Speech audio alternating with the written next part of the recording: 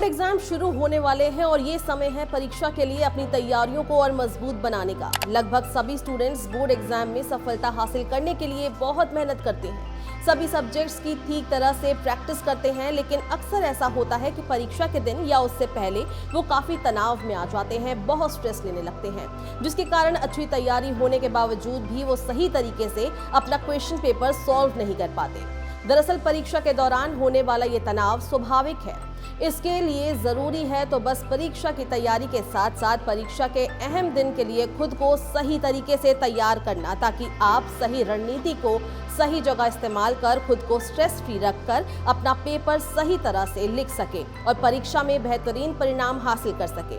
ये वीडियो में हम आपके लिए कुछ ऐसे ही टिप्स लेकर आए हैं जिनके जरिए परीक्षा हॉल में आप तनाव और चिंता से बाहर रहकर परीक्षा में अपना सर्वश्रेष्ठ प्रदर्शन दिखा सकें। परीक्षा हॉल में एंट्री करने के बाद अपनी सीट पर बैठ जाएं और शांतिपूर्वक बैठकर एक गहरी सांस लें। खुद को अच्छी तरह रिलैक्स करें। जैसे ही आपके पास आपकी आंसर शीट आती है, उस पर अपना नाम, रोल नंबर लिखें, क्योंकि अक्सर तनाव और जल्दबाजी के कारण छात्र अपना नाम और रोल नंबर लिखना ही भूल जाते हैं। इसलिए ये काम सबसे पहले करें। यदि आपने उत्तर लिखना शुरू कर दिया है और आपको लगता है कि किसी क्वेश्चन को लेकर आप तनाव महसूस कर रहे हैं, तो उसी समय आप खुद को रिलैक्स करें। इसके लिए गहरी सांस लें, जिससे ऑक्सीजन का प्रवाह होगा और आप फ्रेश फील करेंगे।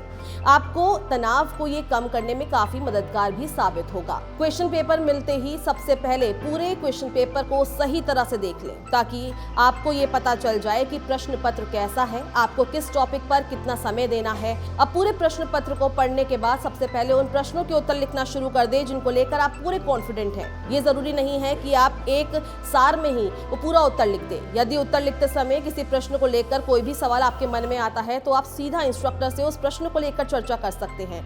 कई बार प्रश्न पत्र में कुछ टाइपिंग मिस्टेक्स होती है, ओवर राइटिंग होती है, जिसके कारण प्रश्न को समझना काफी मुश्किल हो जाता है और इसके लिए आप इंस्ट्रक्टर से स्पष्टीकरण भी कर सकते हैं। इसके साथ ही आपको तय करना होगा कि प्रश्न पत्र में जो सेक्शन आपने देखे हैं उनको अलग अलग टाइमिंग में बांट लें।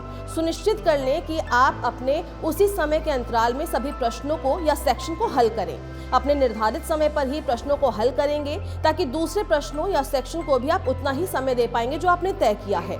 इसके साथ साथ ये याद रखें कि सभी प्रश्नों के उत्तर लिखने के बाद उन्हें एक बार ठीक से क्रॉस चेक करने का भी आप समय बचा लें, ताकि अगर आपने कुछ गलत लिख दिया है या कुछ आपसे छूट गया है तो वो समय आप उसमें इस्तेमाल कर सकें।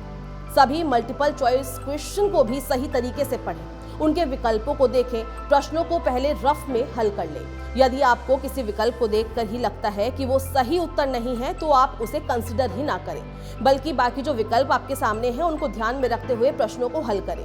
बिना सोचे समझे कोई भी रैंडम गेस ना करें, प्रश्नों को हल करके ही सही उत्तर सुनिश्चित करें। लॉन्ग फॉर्मेट के क्वेश्चंस को सही तरीके से पढ़ें, उसमें समस्या से जुड़े सही शब्दों को पहचानें, जैसे कि वर्णन, समझाना, तुलना आदि, ताकि जब आप उत्तर लिखें तो इन सब वर्ड्स को सही तरीके से इस्तेमाल कर पूरे उत्तर का वर्णन करें।